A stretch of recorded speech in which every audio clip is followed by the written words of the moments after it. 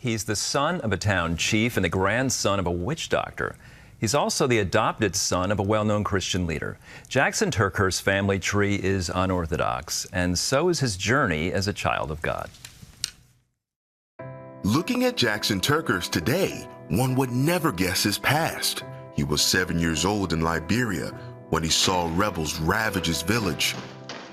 Separated from his large family, Jackson was placed in multiple orphanages for years. At 15, Jackson was adopted by an American family, the Terkeursts, well known for his mom Lisa's books and speaking. Life was more comfortable, but Jackson had multiple layers of trauma to work through. Still on that healing journey, Jackson has come a long way and has insights to share on dealing with one's past. All right, Jackson is with us now. Jackson, welcome to the show. Thanks for being with us. Thank you, guys. It's great to be here today. The setup piece talked a little bit about your story, but for those who may be hearing of you for the first time, can you just give us a bit more of an overview of your story? Yeah, absolutely. So I was born in a small rural village in Liberia, West Africa. We were a small family. We value our traditions and we value our culture. But I honestly remember having like all fun memories, great time with my family, just being loved on. And that was until I was about 7 years old. And that's when the Liberian Civil War came. And this war, they didn't just knock on my door, it stormed its way in and crushed my entire world. And because of that war, I lived in the jungle with my aunt for several months, living like the animals, breathing like the animals, and just trying to find a way out and being chased by rebels constantly. So eventually, fast forward, I ended up in an orphanage where there were about 500 children living in this orphanage where I was at. And I was given a second chance to learn about God, to grow my faith in God and learn to trust God even further. So my friends and I formed an African boys choir in an orphanage that led me to come to America. And then you fast forwarded a bit, but let me just ask you also, you thought for years your family was deceased. You found out years later your family in Liberia was still alive. How was finding that information? I mean, that must have just rocked your world. It actually did rock my world because all along in my mind, my family is gone. I am alone. I have nobody in this world besides myself. And I was sad. I was lonely and I was hurt. But then one day, God did the unthinkable.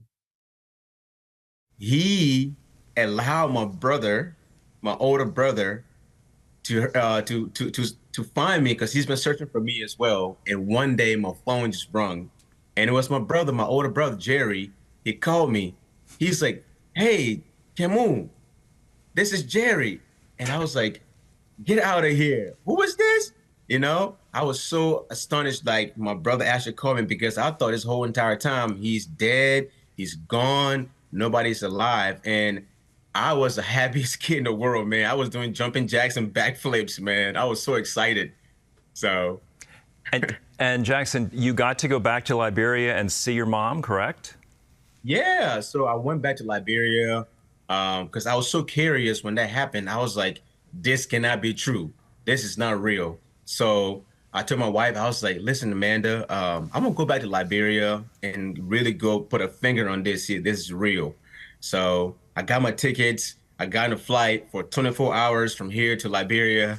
And when I got there, I was greeted by my younger brother and then my brother Jerry. We took a long trip into the village where I was born and raised. And before you knew it, man, here's my beautiful mama just sitting right there, you know, and just looking with the biggest smile on her face, you know. But she had no idea who I was. She had no idea because I looked so much different and grown, obviously. But I recognized her from like the get-go. I recognized her. So I went and sat right next to her and then just started sitting next to her. And she didn't recognize who I was still. But I put my arms around her and I was just like imagining all the years that I have gone without her being next to me. and how great it felt to have my mother that I had so much memories with sitting right next to me and just loving her, man. It was like a dream come true. And I'm so grateful to God that he gave me that second chance and that opportunity to experience being with her again. Incredible. Your book is called The Only Way Forward is Back. Why the title, and what themes do you bring out in the book? Well, the book, the title, The Only Way Forward is Back, obviously is based on my life because I was the grandson of a witch doctor, the son of a town chief, a Liberian orphan, a statistic of war, and all those things were my previous identity of what I knew myself as, right? But in my book, I talk about how revisiting my past lets me know who I've been in the eyes of God this entire time, his son, chosen and loved. So I named the book The Only Way Forward is Back because I was identified by all those things in my past, but I am none of those things now. I am safe and finally able to dig my feet into the American soil where God has planted me, you know? So I wanted to share my story from my past to encourage other people who has similar story or even worse than me to dig into their past as well in order to move forward to what God has for them and to start working to their purpose. Jackson, you talk about encouraging other people. Okay, so you've gone through tremendous trauma in your life. And for others who have as well, maybe not as significant as yours is very unique. How do you encourage people to move forward when they're enduring such hardship? Well, I would say the first thing to do would be, man, I would say give it to God because you cannot walk this journey alone. There's no way you can face anything in this life without God's help. So first and first is give it to God. And second thing would say is like find a community of people that loves you, that care about you, that want to pour into you and be vulnerable with those people and share about your struggle and your hardship because you never know how your story can inspire somebody else to also embrace their journey or help them to even find healing. So for me, I did that a lot and I continue to do that. And I also went to therapy as well. So therapy helped a lot and having just one-on-one conversation and mentorship with other people that I value in my life that has helped me to continue to walk in these steps to work in my purpose. And Jackson, a community found you, a family found you. You have a pretty famous mother in Christianity, Lisa Terkeurst. Tell us about Lisa and your family.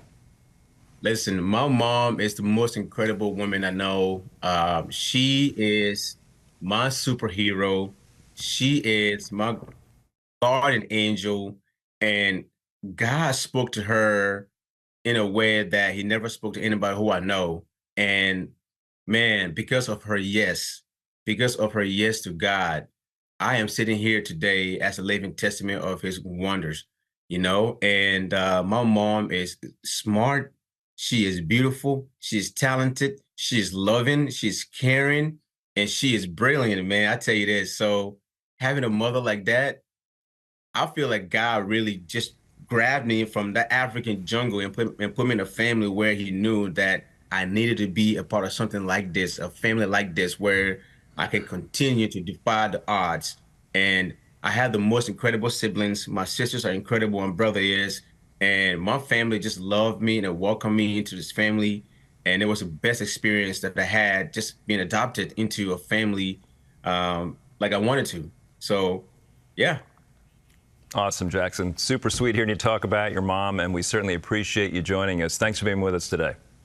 I appreciate you guys. Thanks for having me. I want to let you all know you can discover more of Jackson's story in his book. It's called The Only Way Forward is Back. It's real encouraging, really strengthen your faith. It is available now. I encourage you to pick up a copy. The Only Way Forward is Back.